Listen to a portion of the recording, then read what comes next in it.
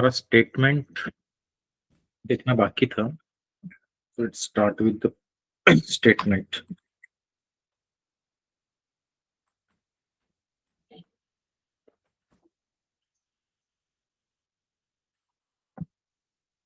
Case statement and if else statement, okay, दोनों को one by one देखेंगे।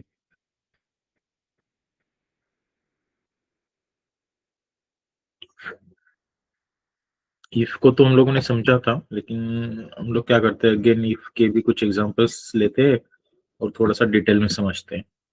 ये जो इफ स्टेटमेंट होता है ये थोड़ा सा मतलब अगर हमारी कंडीशंस कम है तो ठीक है, लेकिन कंडीशंस अगर बढ़ जाती है, जितनी ज्यादा कंडीशंस बढ़ जाएंगी उतने ज्यादा इफ हमारे लिए जो है कॉम्प्लिकेटेड हो जाएगा। और ये सारे नोट्स सारे के सारे एसक्यूएल फाइल में आपके साथ शेयर कर दूंगा बाद में।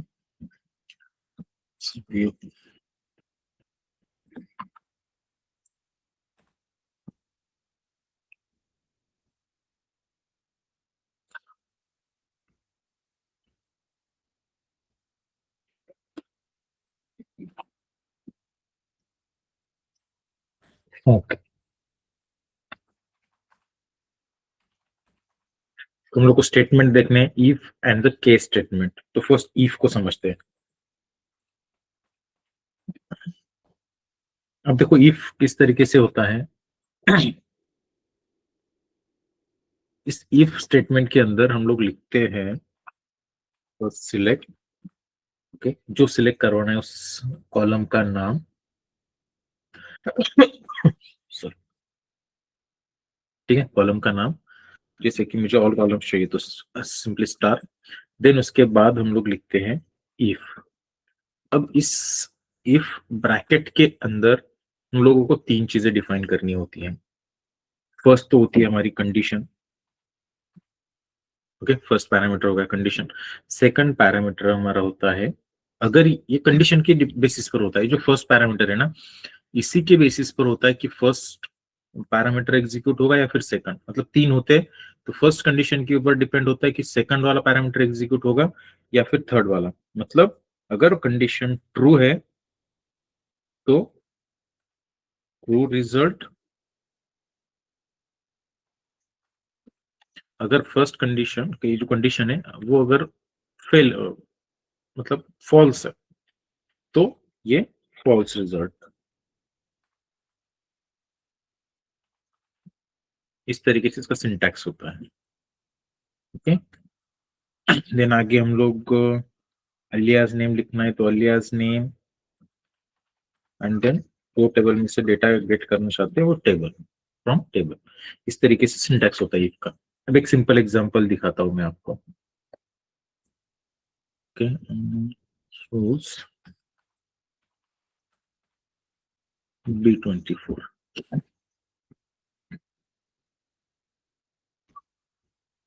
इसके अंदर कौन कौन से टेबल्स है, लेट मी चेक। एम्प्लॉई का डेटा है क्या बड़ा, हाँ ठीक है, एम्प्लॉय का डेटा है। इस एम्प्लॉय के सैलरी के ऊपर भी हम लोग कर सकते हैं, ठीक है। अगर सैलरी 50,000 के ऊपर है तो उनका ए ग्रेड है, ठीक है, ऐसा करते हैं कंडीशन वाइज। या फिर एक स्टूडेंट का भी होगा, लेट मी चेक, लेकिन डेटा नहीं है इसमें, ठीक है, ये एम्प्लॉय का ही ले लेते एग्जांपल। अब यहाँ पे देखो इस एम्प्लॉय वाले टेबल में क्या है कि एम्प्लॉय एंड देयर सैलरीज है।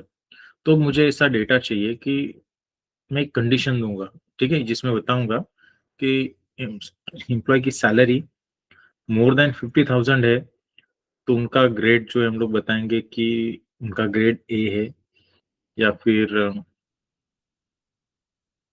कंडीशन अगर फॉल्स है तो वो उनका कोई ग्रेड नहीं है, नो ग्रेड, इस तरीके से डिफाइन कर देंगे। एक सिंपल कंडीशन बता रहा हूँ, ओके। तो इसी तरीके से लिखते हैं, तो कैसे लिखेंगे, सिलेक्ट स्टार, जो कॉलम करना चाहते हो सिलेक्ट कर सकते हो या फिर ऑल भी कर सकते हो, ओके। देन उसके बाद लिखेंगे इफ, अब इस इफ के अंदर आपको लिखना है कंडीशन। तो मेरी क्या कंडीशन है यहाँ पे? सैलरी के ऊपर, salary is greater than and equal to 50,000। Okay, ये कंडीशन है। अगर सैलरी 50,000 के ऊपर है तो मैं क्या चाहता हूँ, क्या एक्सपेक्ट कर रहा हूं मैं? ए, अगर 50,000 के ऊपर नहीं है तो उनके आगे क्या आना चाहिए? यानी फर्स्ट वाली ये वाली कंडीशन अगर ट्रू होती है तो ये वाला रिजल्ट मुझे मिले, ये कंडीशन अगर फॉल्स होती है तो इसके बाद वाला रिजल्ट मिले। दैट इज, मैं यहाँ पे कुछ उधर प्रिंट करना चाहता हूँ इस तरीके से। आया समझ में? कौन से टेबल में से बताना पड़ेगा? फ्रॉम अलियास नेम देना है तो दे सकते हैं। कौन सा टेबल है? टेबल का नाम क्या है हमारा? एम्प्लॉय। ये हो गया हमारा सिंपल इफ। देखो एग्जीक्यूट करते हैं तो क्या मिला? जिस जिसके आगे 50,000 प्लस है उसी के आगे ये आ गया, बाकी के आगे क्या आ गया? उधर। यानी यहाँ पर कंडीशन सेटिस्फाइड हो रही है तो फिर ए रिजल्ट प्रिंट हो रहा है। यहाँ पे कंडीशन जो है सेटिस्फाइड नहीं हो रही है तो उधर वाला प्रिंट हुआ। यानी if salary is greater than, true result, if not then false result. आया समझ में? ये फेल्स। Yes sir. ओके, अब ये जो देखो इफ क्या होता है कि इफ के अंदर इफ यूज करना, इफ के अंदर यूज करना, जैसे मैंने आपको इस वाले एग्जांपल में समझाया था। सी, इफ के अंदर यूज किया मैंने, इफ के अंदर इफ यूज किया, मतलब ये वाली कंडीशन अगर ट्रू है, ये वाली कंडीशन अगर ट्रू है तो क्या हो रहा है? ये वाला रिजल्ट मुझे मिल रहा है। लेकिन ये वाली कंडीशन अगर फॉल्स है तो अगेन एक इफ चलेगा। ओके, यहाँ पर भी अगेन कंडीशन चेक होगी। ये वाला अगर ट्रू है तो ये वाला रिजल्ट मिलेगा, लेकिन अगर ये भी अगर फॉल्स है तो अगेन एक और कंडीशन चेक होगी। यानी इफ के अंदर अगर इफ आप लोग यूज करते जाओगे तो इस आपके लिए कितना डिफिकल्ट है, कितना कॉम्प्लिकेटेड हो रहा है। समझ में आ रहा है? सेम एग्जांपल आपको यहाँ पर भी दिखाता हूँ, ये वाला भी।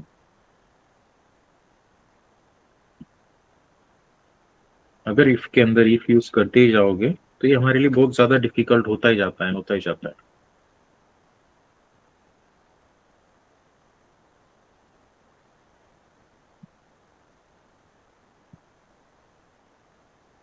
इस वाले को भी एग्जीक्यूट करता हूँ। सी देखो क्या हो रहा है,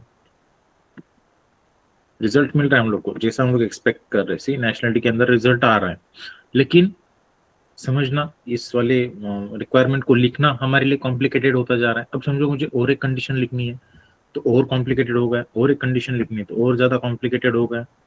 मतलब अगर एक से ज्यादा कंडीशन हम लोग को देनी है तो इस इफ का यूज हम लोग को नहीं करना है। लेकिन अगर सिंपली एक कंडीशन है, दो कंडीशन है, तो उस केस में ये इफ हमारे लिए बेटर ऑप्शन है, जैसे कि यहाँ पर फर्स्ट एग्जांपल में। लेकिन सेकंड एग्जांपल से भी ज्यादा देनी है तो ये कॉम्प्लिकेटेड होता जाता है। तो इसके ऊपर एक सॉल्यूशन है या फिर एक और स्टेटमेंट है जिसका हम लोग यूज कर सकते हैं जब आपको एक से ज्यादा कंडीशंस डिफाइन करनी होती है। That is case statement. Okay, तो केस स्टेटमेंट का सिंटैक्स समझो फर्स्ट, उसको कैसे डिफाइन करना है।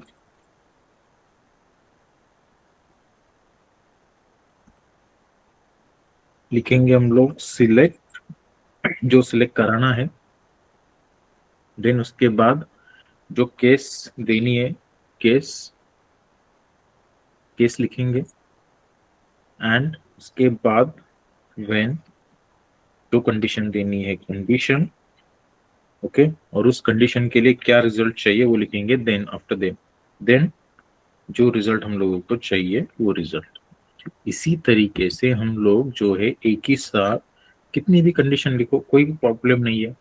हमारा जस्ट लाइन ऑफ कोड बढ़ता जाएगा, जितनी चाहिए उतनी कंडीशन दे सकते हैं। एंड देन उसके बाद सभी कंडीशन एग्जीक्यूट होने के बाद भी अगर हम लोग चाहते हैं कोई एल्स वाला पार्ट एग्जीक्यूट हो, मतलब इस कंडीशन में नहीं भी आता हो तो मुझे कोई और रिजल्ट चाहिए बाकी के लिए, इन सभी में नहीं बैठ रहा है, तो एल्स हम लोग जो चाहे वो कर सकते हैं, डॉट डॉट लगा सकते, मतलब जो हम लोग एक्सपेक्ट कर रहे हैं। Okay, and then end in लिखेंगे एज, जो एलियास नेम देना है उस रिजल्ट के लिए, and the from table name,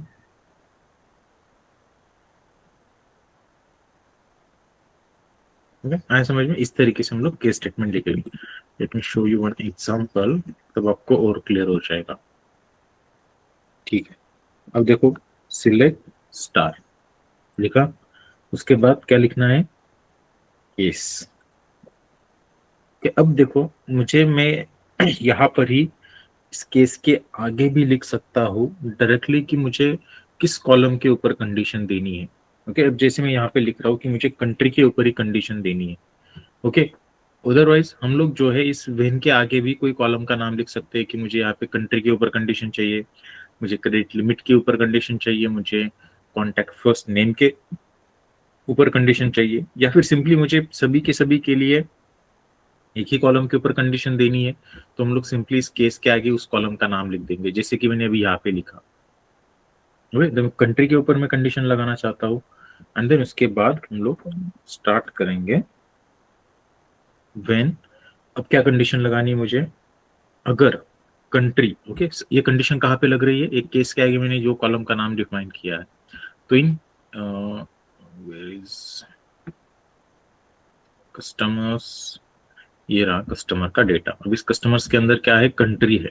okay, तो जो कंट्री है इस वाले कॉलम के ऊपर कंडीशन लग गई। अब जैसे मैंने बोला कि व्हेन इट्स फ्रांस, देन मैं चाहता हूँ कि रिजल्ट में मुझे मिले यूरोपियन। व्हेन फ्रांस, देन क्या लिखेंगे आगे, रिजल्ट में क्या चाहते हैं हम लोग, यूरोपियन, तो लिखेंगे देन यूरोपियन। अब इसी तरीके से कितनी भी कंडीशन डिफाइन करो, नो प्रॉब्लम, जितनी चाहे उतनी कंडीशन लिख सकते हैं हम लोग।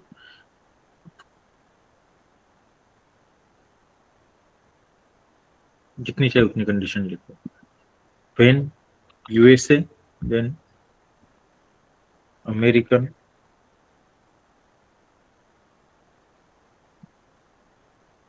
When Australia,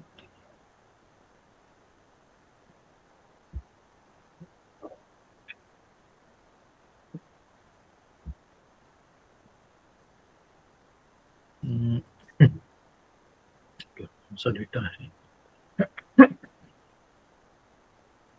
Paris, again European.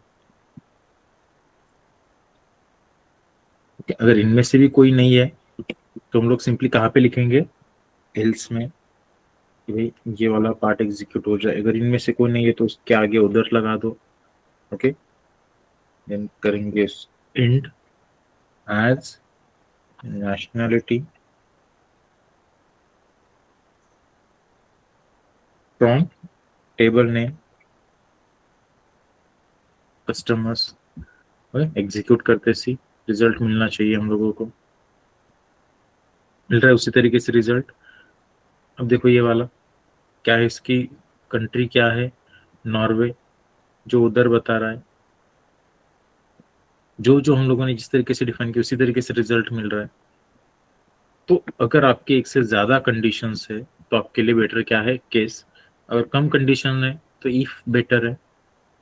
ये होता है स्टेटमेंट, इफ एल्स, जो केस स्टेटमेंट, स्विच स्टेटमेंट आपने जावा में जैसा पढ़ा है, it's similar to this switch, this one. और इफ एल्स तो सिमिलर है जावा, जैसे जावा में वैसे तरीके से। ओके, क्लियर है सबको यहाँ तक? Yes, sir. Okay, then union एक टॉपिक देखना था जिसकी मैंने आपको इंट्रोडक्शन दिया था कि कुछ रिक्वायरमेंट्स होती हैं यूनियन के लिए, कुछ रूल्स होते हैं। कोई बता सकता है मुझे क्या क्या रूल्स बताए थे मैंने आपको, क्या क्या होना चाहिए?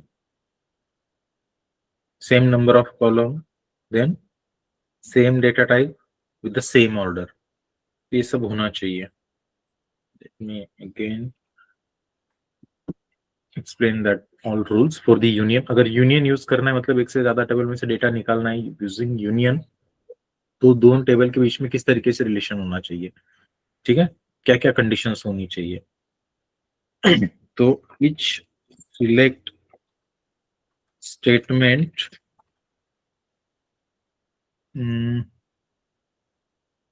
with union. Okay, with union, which select statement must be same number of column with union. Okay. Then second, क्या होना चाहिए second? With same data type. And third, with same order. ठीक है, तो अब ऐसे हमारे पास तो कोई पहले से कोई टेबल्स नहीं है, डेटा नहीं है, हम लोग क्या करते हैं, नए टेबल्स बनाते हैं। ठीक है, दो टेबल्स बनाते हैं और उसके बाद उनमें यूनियन का यूज करते हैं। यूनियन का यूज करके डेटा मैं आपको दोनों टेबल में से डेटा निकाल के दिखाता हूँ, union and union all. Okay, let's create table.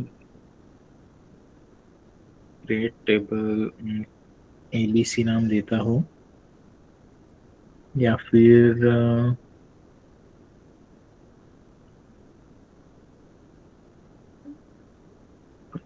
किन दो टेबल्स के नाम होंगे, यूजर एक कर सकते हैं और एम्प्लॉय एक कर सकते हैं। ठीक है, यूजर टेबल,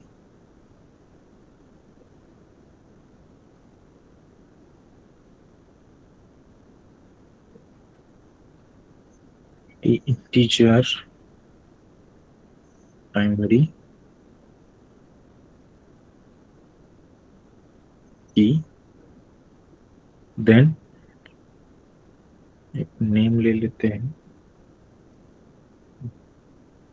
नेम वैकर, देन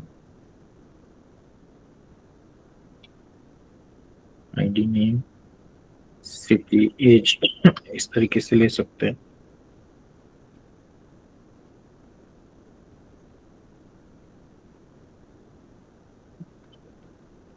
इंट एज, चलो टीचर।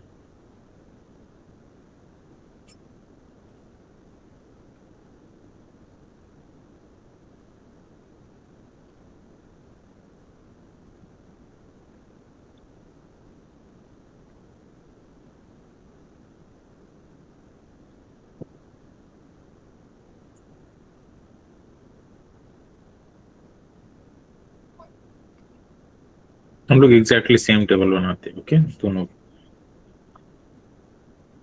टेबल, दोनों टेबल को क्रिएट करते हैं। ये वाला क्रिएट हो गया कि ये आई थिंक क्लासिक मॉडल्स के अंदर हो गया, नो प्रॉब्लम। ठीक है, दोनों टेबल्स क्रिएट हो गए। अब इनमें कुछ डेटा जो है हम लोग इंसर्ट करते हैं। ठीक है,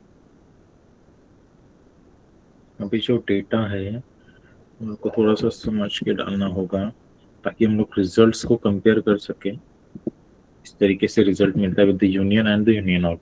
यूनियन और यूनियन ऑल को हम लोग को मेनली समझना है। Okay, insert into user table, then values.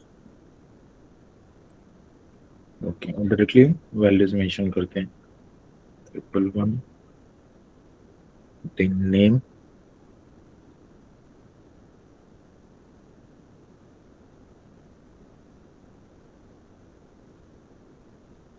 Okay, then city,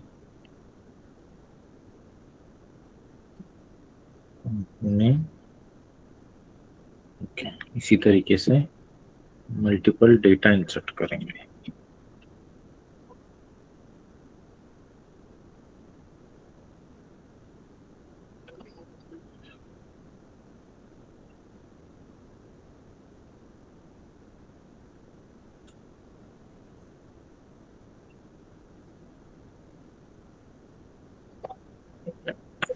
कितना डेटा इंसर्ट करेंगे?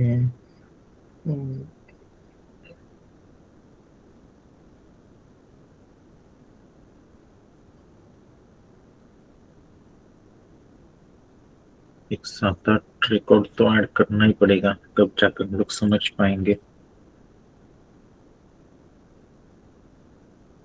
6 तो हो गए, okay.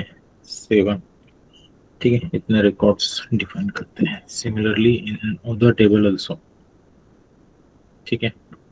From Praveen 101,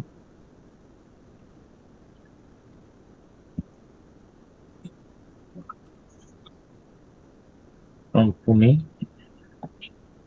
also from Pune,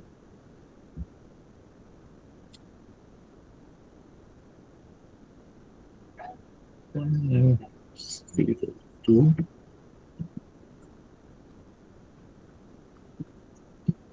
Karthik from Nanded, 113, mm, okay.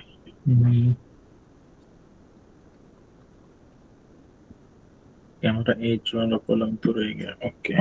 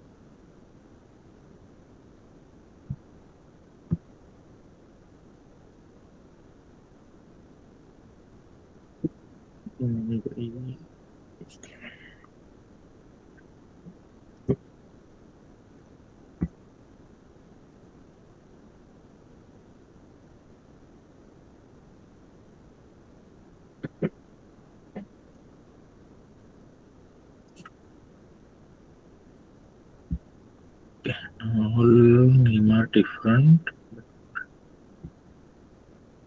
the idea is same. 116, ठीक है। डेटा को इंसर्ट कर लेते हैं फर्स्ट। ये कहाँ पे हुआ? यूजर टेबल में डेटा इंसर्ट हुआ।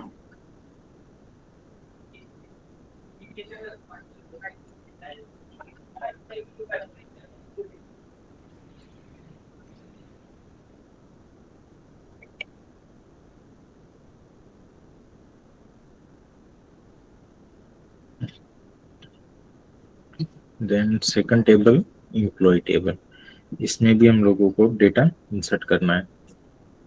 लेकिन अब दोनों का डिफरेंस समझने के लिए हम लोग को क्या करना होगा, कुछ रिकॉर्ड्स जो है थोड़े से चेंज कर देंगे, ओके। कुछ रिकॉर्ड्स को हम लोग मतलब कुछ सिमिलर रखेंगे और कुछ नए भी ऐड करेंगे, ओके। अब जैसे कि यहाँ पे ये वाला रख लेता हूँ मैं, प्रवीण वाला। दिस वन चेंज,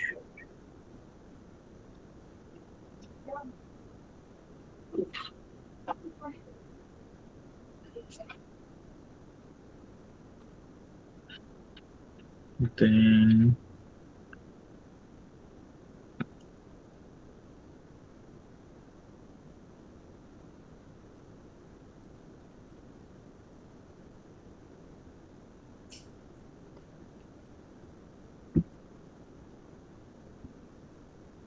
तो एक और चेंज करता हूँ।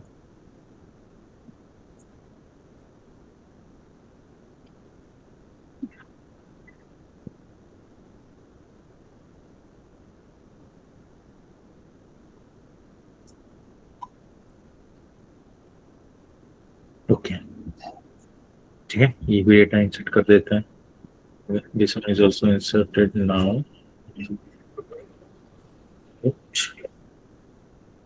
Okay, let me check this data was user table, इसके अंदर भी डेटा आ गया है, एंड द एम्प्लॉय टेबल, इसके अंदर भी डेटा आ गया है. अब समझते हैं यूनियन को. अब यूनियन का मतलब क्या होता है कि जब हम लोग अब दो टेबल में से डेटा निकालने जा रहे हैं, कंडीशन तो हम लोगों ने देख ली. अब जब हम लोग इन टेबल में से डेटा निकालेंगे, ओके, तब उस रिजल्ट्स में जब हम लोग यूनियन का यूज करेंगे, क्वेरी में जब यूनियन का यूज करेंगे, तब मुझे यहाँ पे ओनली वही रिजल्ट्स मिलेंगे जो कि डिफरेंशिएट कर रहे हैं. Let me execute the query पर. Select star from user table. Okay, अब इसके ऊपर मुझे यूनियन लगाना है. Union select star from employ table. अब देखो यहाँ पे रिजल्ट्स किस तरीके से मिलता है. कोई भी डुप्लीकेट रिजल्ट यहाँ पे नहीं मिलेगा, ओनली यूनिक रिजल्ट्स मिलेगा. चेक करो, का एक भी डुप्लीकेट रिजल्ट नहीं होगा. कार्तिक, प्रवीण, निकिता, स्नेहल, महेश, मेघा, कितने रिकॉर्ड्स मिले टोटल? 10 रिकॉर्ड्स मिले यहाँ पे. करेक्ट. अब यही पे अगर इसकी जगह पे मैं यूनियन ऑल का यूज करता हूँ तो देखो क्या होता है. यूनियन ऑल मतलब मुझे ऑल रिजल्ट्स मिलेंगे दोनों टेबल में से. यूनियन मतलब सिर्फ यूनिक रिजल्ट्स मिले दोनों टेबल को मिला के. अब यूनियन ऑल मतलब पूरे के पूरे results. That is total 14 results है मेरे पास. तो यहाँ पे मुझे डुप्लीकेट्स रिजल्ट्स भी मिले. ये होता है यूनियन. आया समझ में सबको? Yes, sir. प्रवीण का रिजल्ट कितनी बार मिला? 2 टाइम्स. यहाँ पर भी, यहाँ पर भी. लेकिन यूनियन में मिला क्या वो रिजल्ट? एक ही बार मिला. उसने देखा कि जब हम लोग दो टेबल में से डेटा निकाल रहे हैं, उनमें अगर कॉलम्स सेम है, उनका ऑर्डर सेम है, जो सिलेक्ट कर रहे हैं हम लोग उस टाइम पे, तो ये कंडीशन अगर सेटिस्फाइड होती है सभी, तो उस सिनारियो में ये union and the union all इस तरीके से वर्क करती है. यूनियन मतलब कि हम लोग को जस्ट दोनों वाले टेबल में से यूनिक रिजल्ट्स दिखाएगा, एंड द यूनियन ऑल क्या करेगा? ऑल रिजल्ट्स दिखाएगा दोनों टेबल के. क्लियर है सबको? कंफर्म करो. Yes, sir. ओके, यहाँ तक किसी को कुछ डाउट है तो पूछो.